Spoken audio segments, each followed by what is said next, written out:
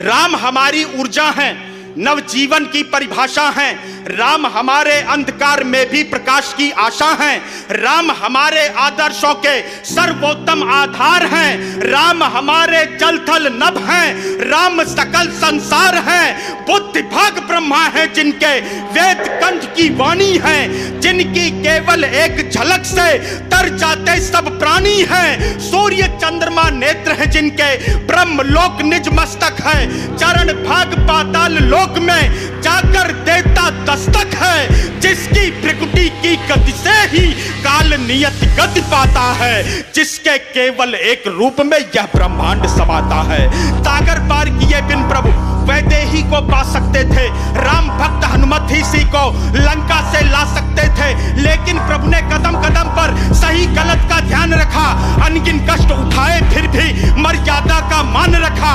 सिर्फ धर्म स्थापित करने का मन में विश्वास रहा। प्रभु ने सिय का सिय ने प्रभु का वन में भी वनवास सहा। जगत जनन सीता माता का पापी ने था हरण किया। सर्व ज्ञान का सागर होकर अहंकार का वरण किया। कोना कोना दिग दिगंत का लंकेश्वर से डरा हुआ था। नक्शे सिकतक रावण भुजबल के घमंड से भरा हुआ था। करता था उपहास निरंतर साधु संत के मर्मों का। छलक रहा था खड़ा पाप का लंकेश्वर के कर्मों का। लंकेश्वर को कर्मों का फल देने नीति निधान गए। वैदेही को वापस लाने खुद त्रिभुवन की शान गए। कि नल अंगद सुग्रीव जटायु नील और बजरंग बली रघुनंदन की वानर सेना सागर के उस पार चली। जलधि पार कर युद्ध शिविर में राम के सैनिक ठहरे थे। लंका के हर प्रमुख द्वार पर राक्षस दल के पहरे थे। प्रभु ने अपने दिल ही दिल में शत्रु प्रजा से प्यार किया। रण से पहले रघुभूषण ने मन में पुण्य विचार किया। यदि राजा हो जाए निरंकुश उसको रहता होश नहीं। रावण बहुत गलत है लेकिन यहाँ प्रजा का दोष नहीं। राज धर्म के अमृत घट में यह विष नहीं भरेंगे हम। लंका की निर्दोष प्रजा की हत्या नहीं करेंगे हम। प्रभु ने बालीपुत्र के हाथों क्षमा दान संदेश दिया। शांति दूत बनकर अंगद ने लंका मध्य प्रवेश किया। कपि कुमार ने लंकेश्वर को रघुवर का प्रस्ताव दिया। भरी सभा में लंका के हित में कुछ शुद्ध सुझाव दिया। रक्त बहे निर्दोषों का प्रभु का मन होता भारी है। रघुभूषण को अपनों के संग शत्रु प्रजा भी प्यारी है। रघुनंदन के बाणों को किंचित ना क्रोध करेंगे हम। क्षमा सहित सी लौटा दो बिल्कुल ना युद्ध करेंगे हम। वनवासी के चरणों में निज शीश नहीं झुकने दूंगा। रावण बोला मैं कदापि यह युद्ध नहीं रुकने दूंगा। मेरे तप की ताकत से जल थल नभ थर्राते हैं। देवदूत क्या स्वयं देव भी रावण से घबराते हैं। मूर्ख अधर्मी ने विनाश का खंजर खुद को घोंप दिया। अहंकार के मद में निर्दोषों को रण में झोंक दिया। एक तरफ रावण का छल था, दूसरी ओर सत्य की आशा।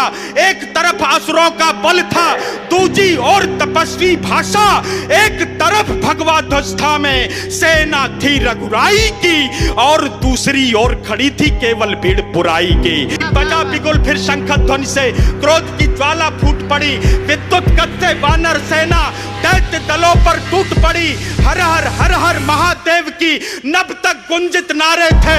बैरी दल की आंखों के आगे दिन में ही तारे थे। गूंज उठी थी दसों दिशाएं शस्त्रों की टंकारों से। कोई असुर तीर से मरता, कोई खड़ग के वारों से। ध्वनिगत से तलवारें आकर आपस में टकराती थी। शोणित की धाराएं जाकर सागर में मिल जाती थी। वरण कर चुके युद्ध में प्रमुख वीर जब सारे, रावण आया सोने का रथ लेकर सिंधु किनारे। भड़क रही थी अग्नि हृदय में रावण के प्रतिशोध की। टूट चुकी थी सब सीमाएं लंकेश्वर के क्रोध की। निज करतल पर पर्वत लेकर लंकेश्वर चल सकता है। दशकंधर की क्रोध ज्वाल से जल थल नभ जल सकता है। सम्मुख आओ राम राम तुम्हें मैं अपना शौर्य दिखाऊंगा, वानर सेना के लोहू से अपनी प्यास बुझाऊंगा।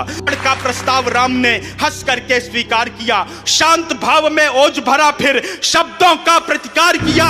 जीत सत्य की हो असत्य पर, सत्य पुनः सत्यापित होगा। तीनों लोकों के कण कण में पूर्ण धर्म स्थापित होगा।